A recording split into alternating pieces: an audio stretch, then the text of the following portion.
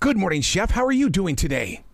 Good. How are you? Absolutely fantastic. I'm so excited to talk with you because we have become that generation since the lockdown that is exploring the creation of food, not just eating it, but actually creating it. And it's taking leaders like yourself into the kitchen to say, let's do it this way. Try this once.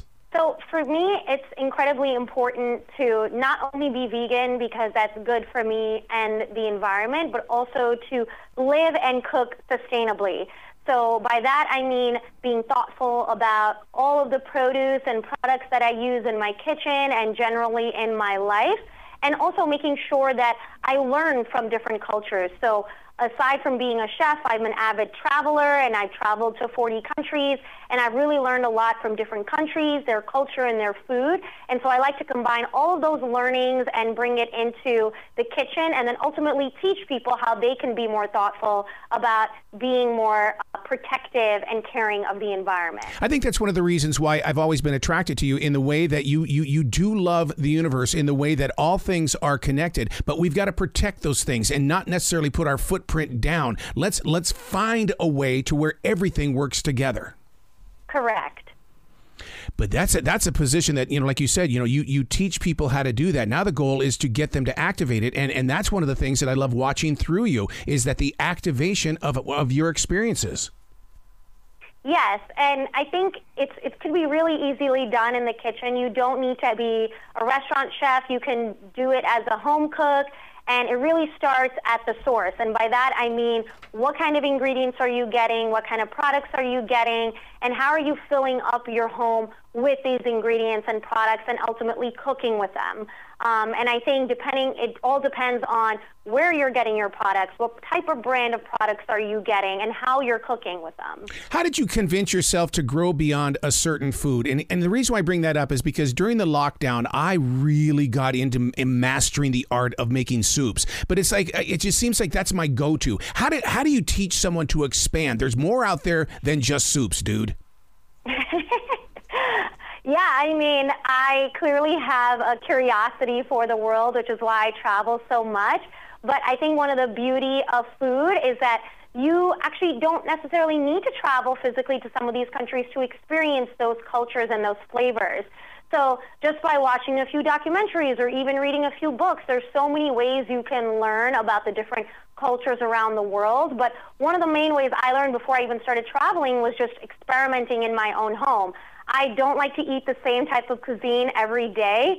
So I learned that from my family. We grew up like that, and I think it's just been instilled in me that each day and each meal should have a meaning, and you should be thoughtful about what you eat. And I think when you take that approach, then your perspective on food really changes, and you're eating to enjoy it, not just for sustenance. Does the average person know how to not only select organic food, but to use organic food? Because it seems like, oh, this is cool, I read it in a book, but it's almost like they're missing out on a major part of that tool.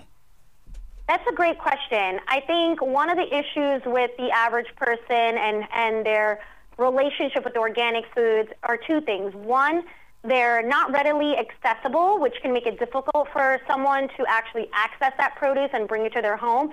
And two, the affordability. Many a times organic produce tends to be more expensive than non-organic produce in a grocery store. And let's be honest, with inflation and prices rising, that's really important to everyone.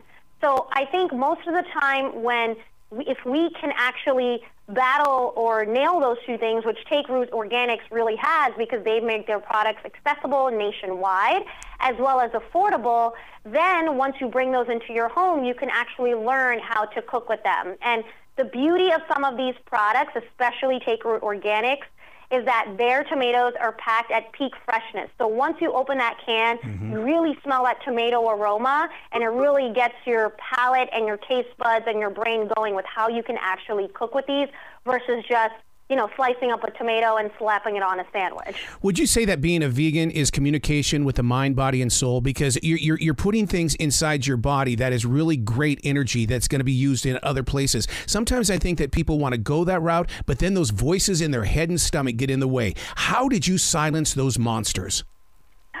Well, I think that's partially due to my heritage. I grew up vegetarian, and I grew up with thousands upon thousands of dishes that used no meat and no animal products. And so I felt that, if we can live like that and over 1 billion people in India can live like that, then certainly more folks in the Western Hemisphere can too.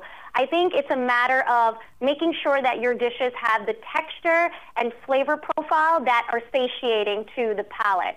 So once you can nail those two, then you won't have the need for meat. I love it. You got to come back to this show anytime in the future, Chef. The door is always going to be open for you. Thank you so much. And make sure to check out all of these recipes on my Instagram at Chef Priyanka, as well as TakeRootOrganics.com and their social media as well. So you can see where you can buy these products. Absolutely. Be brilliant today.